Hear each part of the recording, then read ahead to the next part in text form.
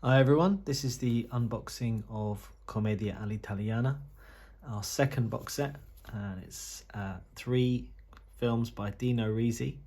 And this project has come a long way because it started initially with me wanting to tackle this, I hesitate to call it a genre, mode of filmmaking, this sort of wave,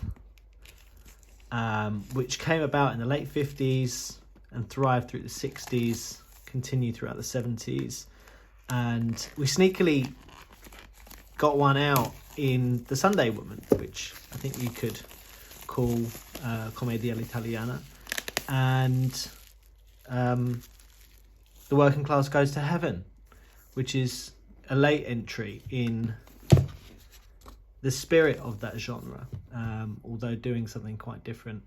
But these films were often sort of quite political and were a real challenge to society, you know, looking at things very much from a social perspective, the way in which, you know, certain customs or beliefs or even, you know, laws, you know, if you look at a film like Divorce Italian Style, in the way that you sort of had, you know, people having to marry people because of rape or because of, you know, relationships happening, and you know that was not just, and laws were later changed in the 1960s so that, you know, those things didn't happen anymore, and those films were really addressing those issues. The films are sort of much more serious than perhaps they seem, and with this project initially I was looking at sort of the major classics of the genre, and it's incredibly difficult because this is not a fashionable thing to be doing on home video, and I think this is the biggest swing that Radiance has taken so far. So I'm hopeful that, you know, people are going to be intrigued and give it a chance, because a lot of these films are very difficult to find, not only as a consumer but as a distributor as well.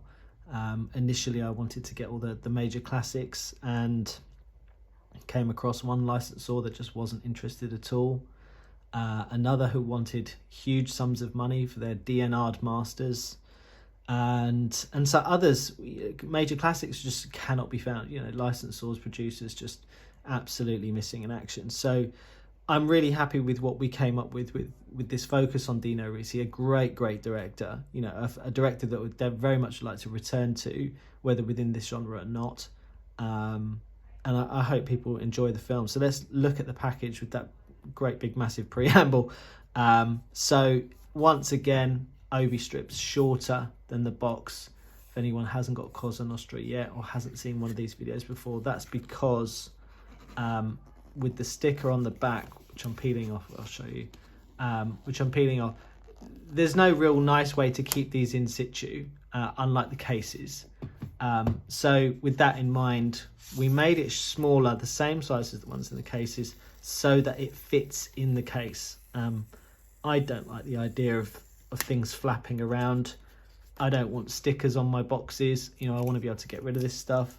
So we took that decision, even though maybe when it's in situ it sort of looks a bit weird, but you know, people don't want to throw things away, you want to keep this, you can put that in the case and have this, you know, I think is our signature, this sort of unblemished, quite minimalist style, and we were able to do that still with the boxes, because obviously there's no point having an Obi in the case, that's just silly. So with this, we went for this artwork style, the original posters. The titles were all red pretty much anyway, original titles for each, and we were able to continue that through the design and onto the book as well. Unfortunately, a real lack of images for these films, so we had to have a repeat here with the sorpasso and the main booklet, but really nice quality, and we're able to get, you know, everything in line here, which is really nice, and artwork on the back and front of cases as usual, the original places, original posters, sorry. Love this one, for Il Sorpasso, Il Mattatore and Il Vedovo. And these films are a lot of fun, but they're also very dark. So as I was saying earlier, this genre is just, it's not all sort of shallow laughs. It's, you know, quite serious at times, but it's really interesting, the evolution of this filmmaking style. So Robert Gordon provides a sort of an introduction to the genre as a whole, not just on the films in this set. And then we delve into each of the films, and we don't overlap with the extras. So we get an essay on Il Verdovo, but we don't have an introduction on the disc itself, whereas we do for Il Mattatore and Il Sorpasso. So with the essays in the booklet, we chose to sort of focus on other aspects of the films, along with an interview with Dino Risi, writings from Risi himself, which Pasquale Iannone has written around and translated for this release. And it's all come together very nicely. And as is usual with our booklets, it's sort of much more text heavy. We'll get a few nice photos in there as well.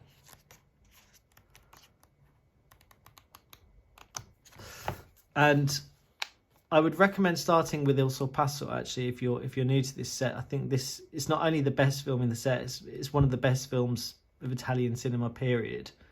You know, of any era.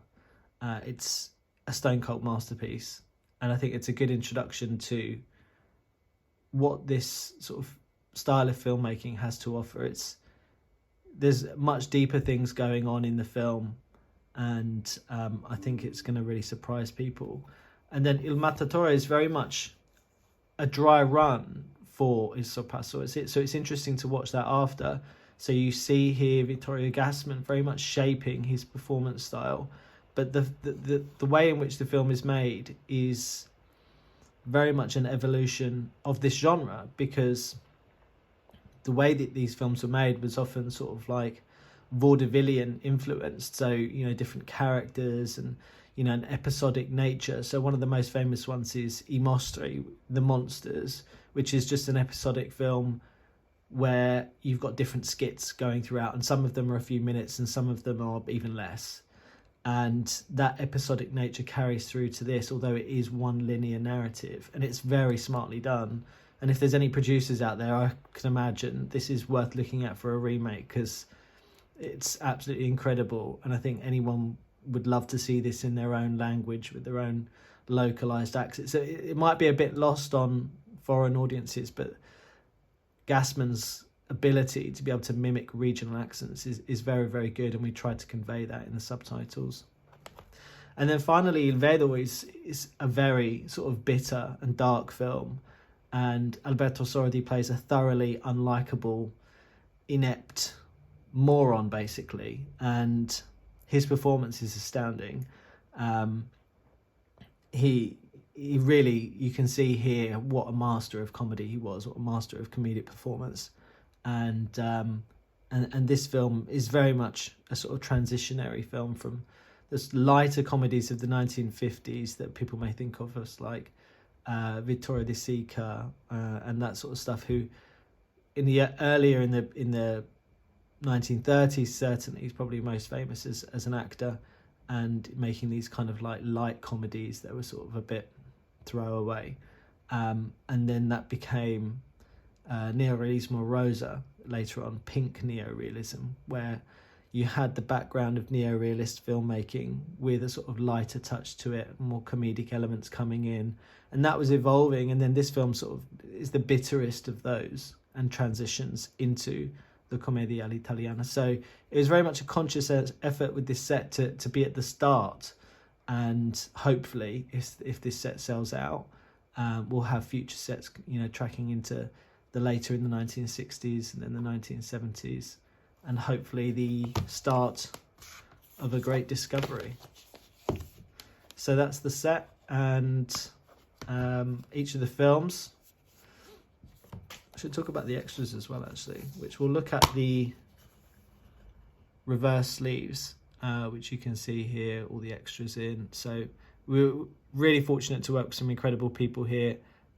Remy Fournier-Lenzoni literally wrote the book on this filmmaking style, Commedia Italian style, and he provides a video essay here on that which I just described, really, the sort of softening of neorealism and the emergence of this genre and how it developed and who was involved in that, aspects of it, the cultural influences that were going on and all that kind of thing.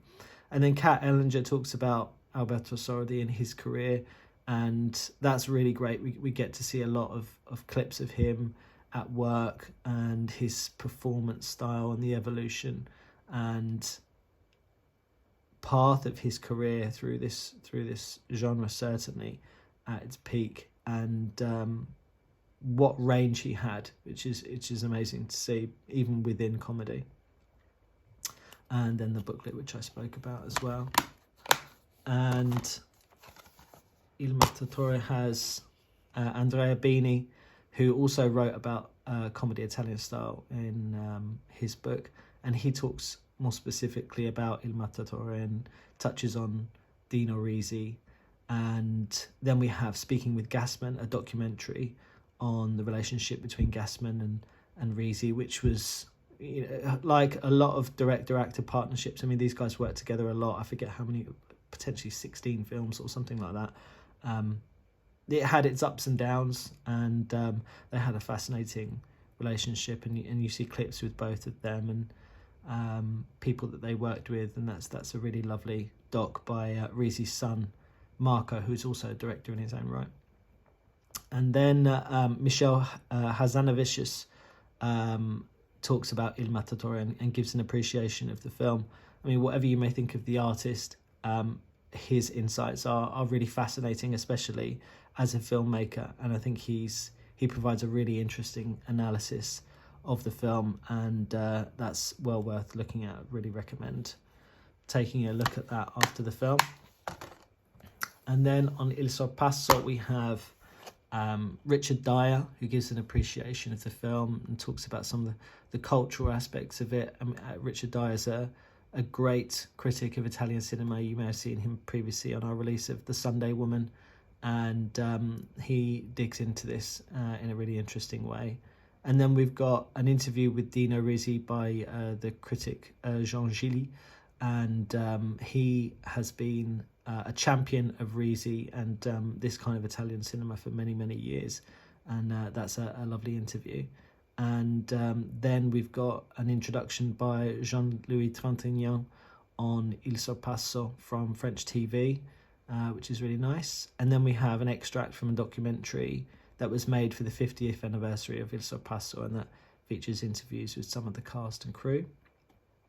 And then finally, Tim Lucas gave essentially, it's an audio essay, and we've cut it to clips from Il Sorpasso because the scope of this essay was really difficult to illustrate. And I think when you have a visual essay, you want to be able to relate the visuals to the audio in a sort of natural a way and as complementary a way as possible. And Tim dug so much into the history of Trintignant, his family, where he was living, what he was doing as a young man, that there was such a huge stretch that we just couldn't illustrate, and we didn't want to just put a load of random images in. So we thought, well, let's just listen to Tim and just let the film kind of wash over us. And in the end, we thought that worked really well. And it's a fabulous overview of his career in the 1960s. I mean, Trintignant, we were all massive fans of Trintignant, one of the greatest actors of all time. So this is a real tribute from Tim and us to this, incredible actor. And at an hour long, just to focus on the 60s, I think really demonstrates what an incredible performer he was. The scope and amount of amazing work that he made just in that decade alone is quite incredible. Hopefully we can do a follow-up on the 70s one day. We do have other Trintignant films, so we'll see about that. And then that's it. Yeah, I won't fiddle around with the reverse sleeves, but We did the reverse sleeves all in the same style with stills and the title treatments, and you can flip those over if you want. They're nice and complementary and work really well. In the box, visually, which is something we're always striving for, along with quality on the discs themselves. And that is Commedia all'Italiana. Hopefully you enjoy it. Let us know your thoughts in the comments.